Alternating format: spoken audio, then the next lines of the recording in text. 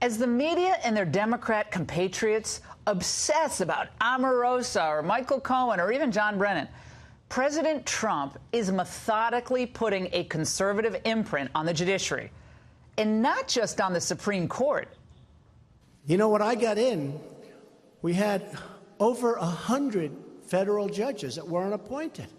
Now, I don't know why Obama left that. It was like a big, beautiful present to all of us. It was like the gift from heaven. We were left judges. They're the ones that judge on your disputes. They judge on what's fair on the environment and what's not fair, where they're going to take your farms and factories away and where they're not. In only 20 months, he's nominated and the Senate has confirmed 26 new district court judges and a record 24 federal appeals court judges, with 2 more appellate court nominees scheduled for votes this week. Senate Majority Leader Mitch McConnell should get huge plaudits for making Trump's judicial confirmations a priority. Yet conservatives are still frustrated. But why?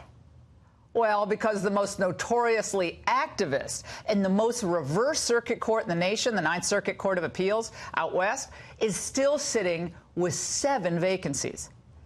Before Trump took office, the Ninth Circuit was totally lopsided, with 18 Democratic and 7 Republican appointees.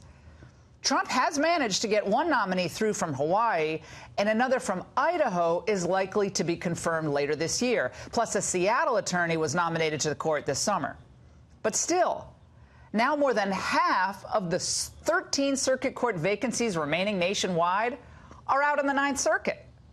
And what's more concerning is that the White House has yet to nominate anyone for the 3 open seats in California. I can think of a few good nominees. The reason for this lies with the time-honored practice known as blue-slipping court nominees. That's the courtesy of giving a state's 2 senators an opportunity to say yay or nay to the judicial nomination of a president going forward. And the Democrats, by the way, are already accusing the Republicans of messing with this 100-year-old tradition, which is kind of funny, considering that in 2013, Democrats themselves chose to go what they call nuclear and ended the ability of opponents to filibuster trial and appellate court nominations. And when Harry Reid, by the way, announced the change, it was all, of course, making perfect sense. The rule change will make cloture for all nominations other than the Supreme Court a majority threshold vote, yes or no. The Senate is a living thing, and to survive it must change, as it has over the history of this great country. To the average American, adapting the rules to make the Senate work again is just common sense. Just common sense.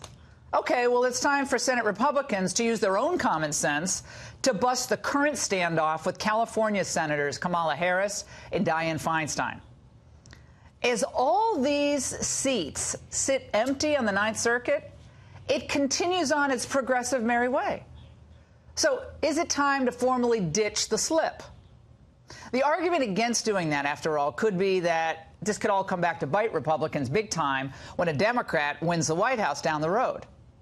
And I get that. I understand it. But given how the Ninth Circuit has stymied key elements of the president's agenda, I think we're kind of past the point of worrying about Senate traditions. The Ninth Circuit is completely out of control. From reversing the president's travel ban last year to blocking Trump on sanctuary cities, it's essentially been acting like an extension of the anti-Trump resistance.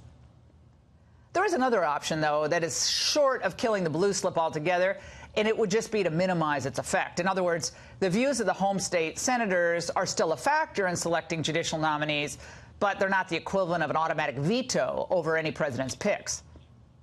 But we need to face facts. Even if the president fills all the open seats with terrific constitutional conservatives, the makeup of that Ninth Circuit runaway court will still be 16 Democrat appointees and 13 Republican nominees. But certainly there'd be a better chance to have balance in any random 3-judge panel, right? The odds are better that way. And that wouldn't just be better, by the way, for the president or his agenda. It would be better for the rule of law, the Constitution, and the country. And that's the angle. And it's not just the federal judges. The latest example in that horrifying case out of New Mexico involving a remote compound, child abuse, and radical Islamic extremists. Astoundingly, Judge Sarah Backus is granting bail to 5 adults in the abuse case, claiming prosecutors failed to identify any specific threats to the community. Now, that's despite prosecutors alleging that these guys were training kids to use all those firearms to carry out terror attacks at schools. So how is this possible?